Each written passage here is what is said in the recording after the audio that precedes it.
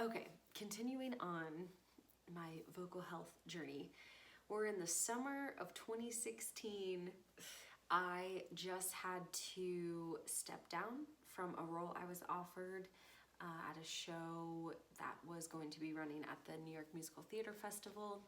I was in Utah. I was working with a great vocal therapist, and my progress was very slow.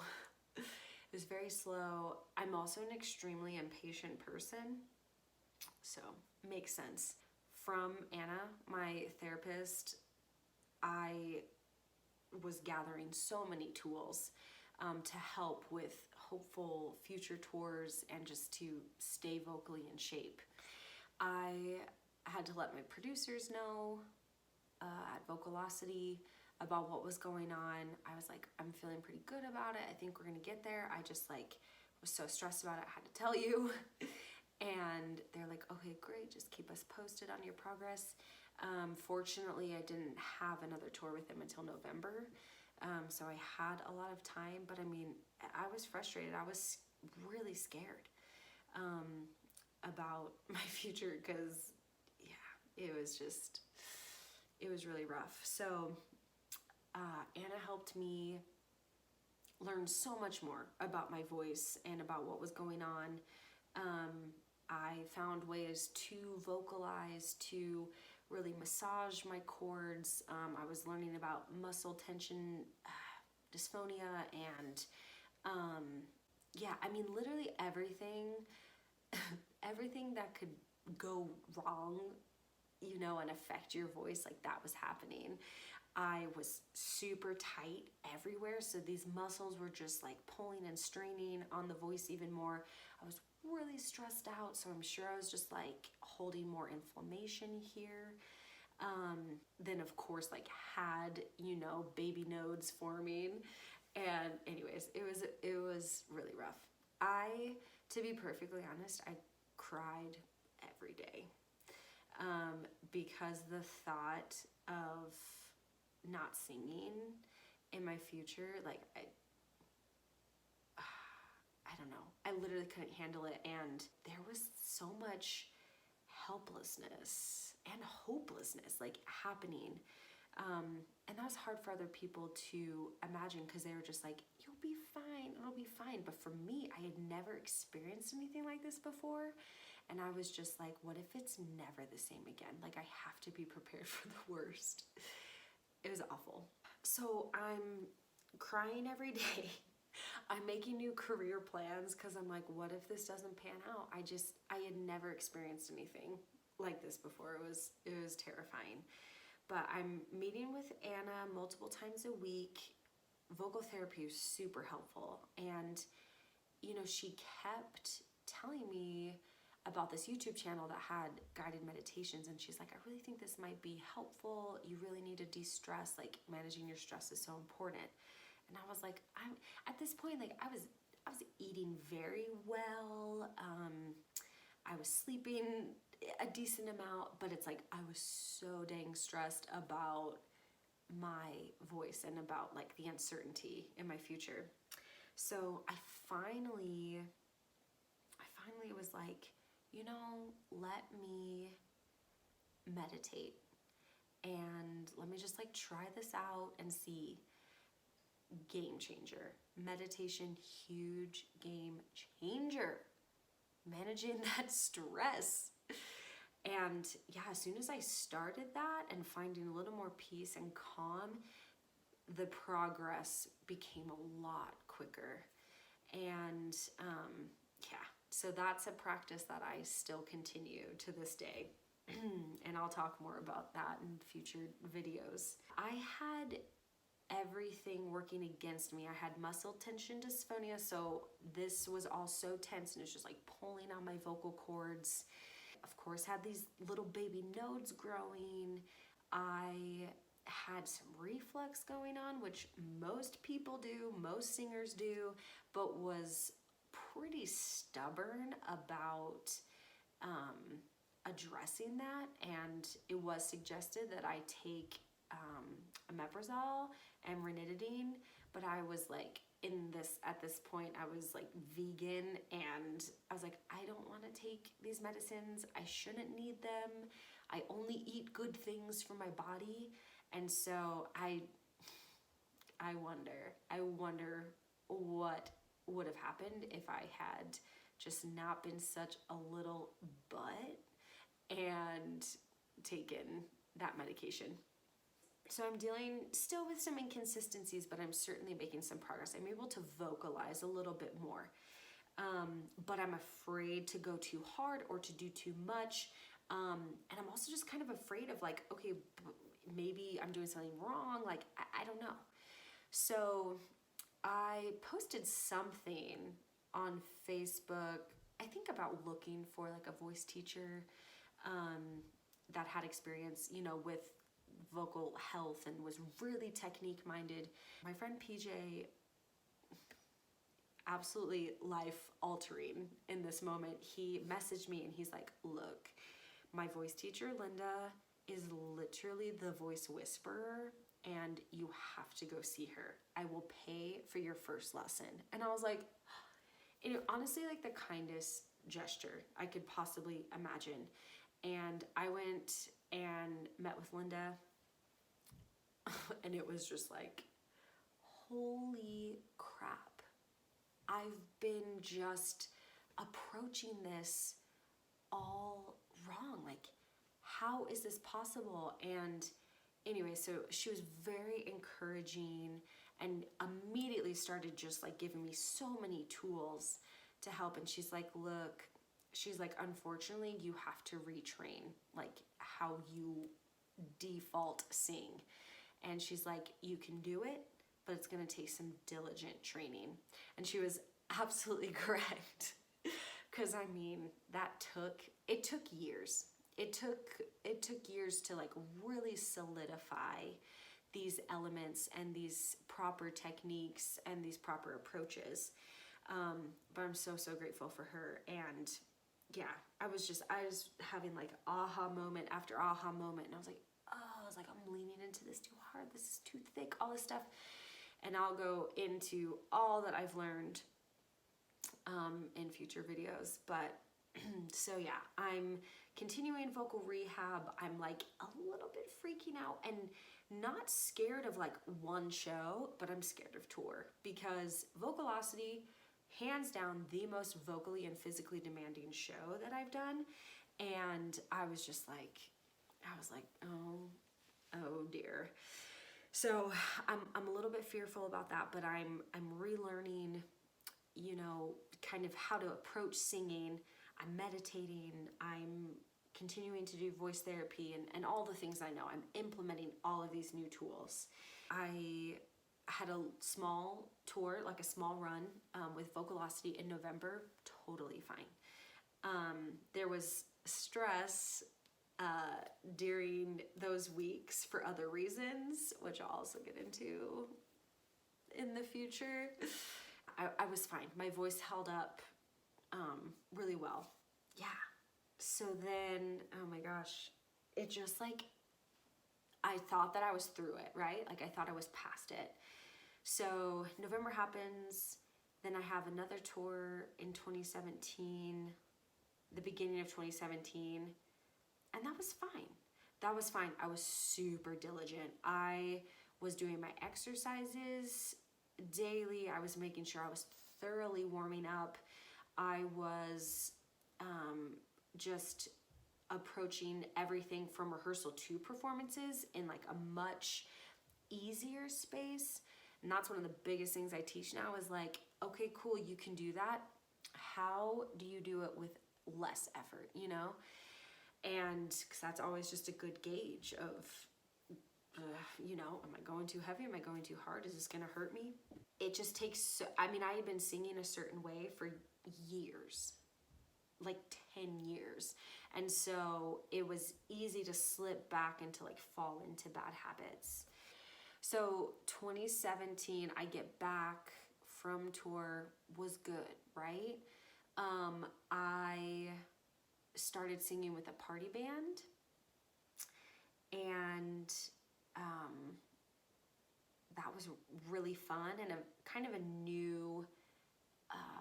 performance vibe for me, because it was just like sing and dance your face off for 4 hours straight. And I was like, okay.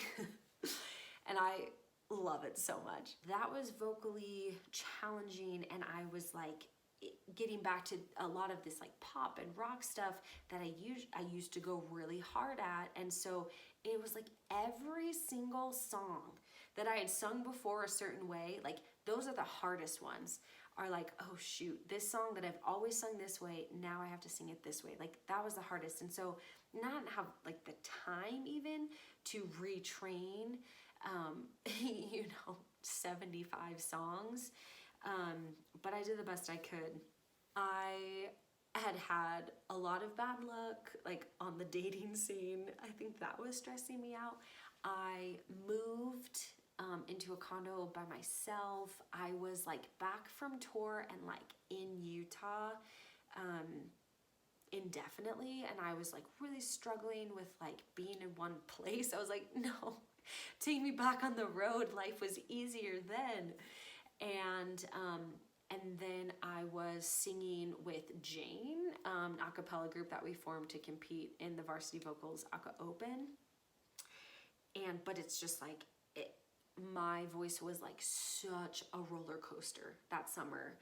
And there was now I remember, there was one day I was with my mom. My mom was in town, and it was, once again, it was like that sudden onset of like, I don't have that high, I don't have that ping, and I felt hoarse. Like I could just feel, I just felt like it dropped. I just felt like things dropped. I felt like, I don't know, I could just feel this hoarseness coming on. The next day, sure enough, like I could speak okay, but like singing just, it was so strained. It was awful. And I was on my way to a party band gig, one of my first party band gigs, and I was like, oh my gosh, I can't even freaking sing right now.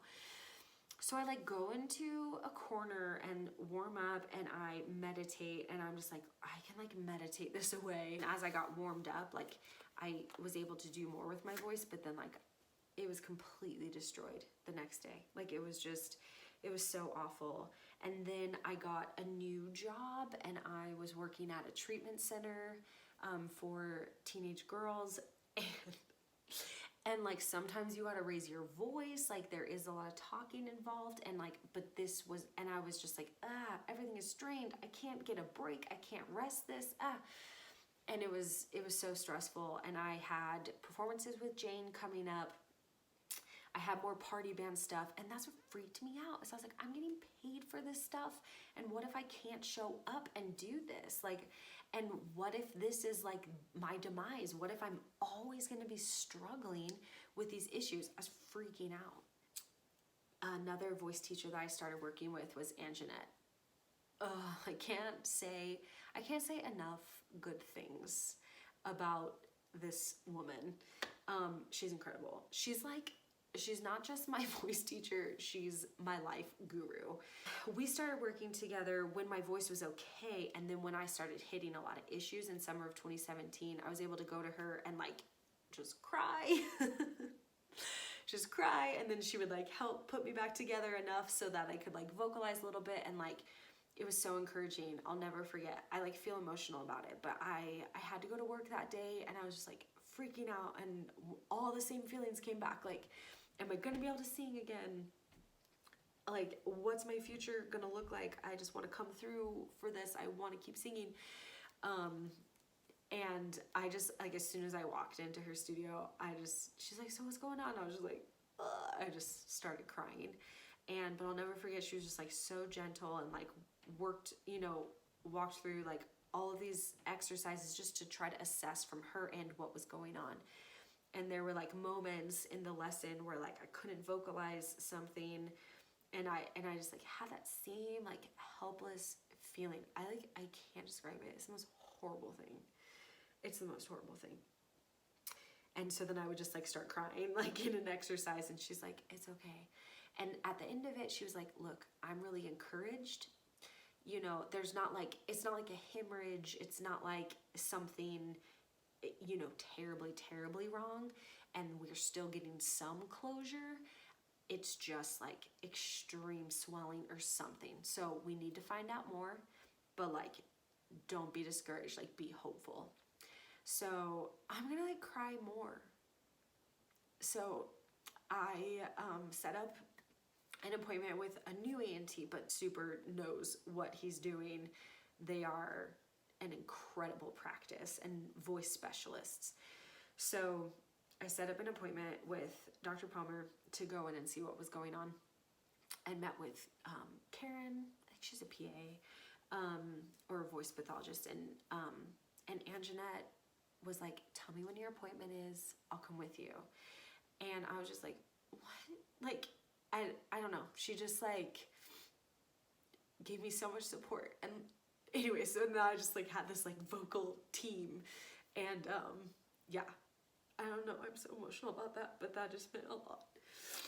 So, okay.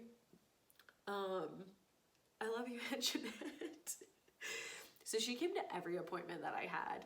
And she's like, look, like, I'm here for you to support you and always will be. She's like, but also this is so educational for me. And like, it was so good because she asked so many questions and we learned so much together. But so we finally, I got scoped, and it was a little bit confusing for them because like overall vocal cords like looked pretty good, but like things were so inconsistent. And so, but they did find like a tiny little, I don't even know if they could call it a polyp, but it was like a blip. It was like a little blister almost, tiny little thing. And so the best that we could figure out was just that this guy kept getting irritated. And so some days he was really down in inflammation, voice was okay. Other times he was real inflamed, voice was like, what the crap is going on, you know? So it made a lot of sense in terms of like the inconsistency. And just like to be able to know what was happening and to know that I wasn't crazy and to know that there might be a way like through this, was huge. And like, and they just, I was like in there with Anjanette and with Karen and with like a couple, I think there's a couple interns like, that were observing, and I just like started crying. And I was like, this has been like just a long journey for me. This has been really hard. And so like, thank you so much. And they started crying and they're just like, we know how it is. Like, we're singers too, and blah, blah, blah. So anyways, and that's why I wanted to do these videos, because I was just like, I don't know, like there are things that like other instrumentalists, like that they all face, and there are difficult things, and like we all rely on our physical bodies to like play our instruments. There's something like slightly different, a little more intense just about like this being a part of me and then like it not working. And so something being wrong with my body, but also like my soul, because this thing is so deeply attached to my soul. So we figured that out. They were like, look, we think you have reflux going on. Have you ever taken reflux medication? Okay, first of all, everybody, if I had just started taking freaking omeprazole back in 2016, where would we be now? Where would we be? It's so frustrating. And I was like, no, I've like always been really resistant to like, you know, the medications and stuff. And Anjanette was too, so she like kind of understood, but she was kind of like, you know, like, might as well try it, right? They hooked me up with that. You guys, it's so dumb how much that helped. Like, all of a sudden things were so much more consistent. And, you know, I think maybe it took a couple weeks for that stuff to like really start working, but I've been taking acid reflux medication since then. At first I was on a morning and an evening regimen. Now I'm just taking stuff in the morning. Sometimes if it's felt like a particularly acidic day, I'll take something at night as well, but total game changer. So now I'm meditating, I have all these vocal therapy exercises, I'm taking acid reflux medication and just trying to manage my stress, and I'm also really getting a lot better and more consistent and diligent in the way that I'm approaching singing. Everything started to fall into place. So this was, you know, kind of towards the end of 2017 that really started to figure things out. Anytime that I started to feel something similar, losing that high end, like feeling hoarse or like dropped or low or strained, I knew that I needed rest. I knew that there were tools that I could call upon. I knew maybe my reflux is out of control. Let me reassess dietary things and see how I can figure that out. Let me get more sleep. Like I just, all of a sudden, I was able to combat anything that was happening. And I'm not saying that I'm invincible now, because like I'm very cautious and I'm very aware of my vocal health at any given time. And there have certainly been some things. One of my biggest things is that like I just don't recover as quickly now. So if I have like a hard singing day, then I gotta make sure that I'm planning a couple days to rest from that. And that is okay. There's so much that can threaten your vocal health. The amount of sleep, water, what you're eating, your stress levels. I mean, it's a part of your body. And so it's affected deeply by every little thing in your daily life. And so, yeah, I've learned a ton about how this guy works and how to approach singing as healthily as possible.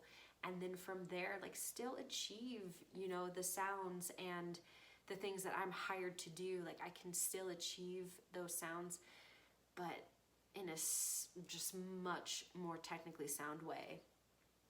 And it's just a beautiful thing to be able to wake up every morning and go, and vocalize and just be like, like it's still there. I think the biggest thing is I will not take singing for granted. Like this is a gift and I want to use it for good. Yeah. So it's my favorite thing in the world to just educate and to help people get to know their voice better and unlock the beauty and the magic that's in there. So that's my journey in a nutshell of vocal health. Yeah, it's been a crazy time, but yeah, just so grateful. Would love to hear from you about any of your comments or questions about your own experiences and what's really been working for you. And yeah, just stay tuned for more videos on vocal health, on vocal technique, on mental obstacles with singing, and more. So yeah, thanks for watching.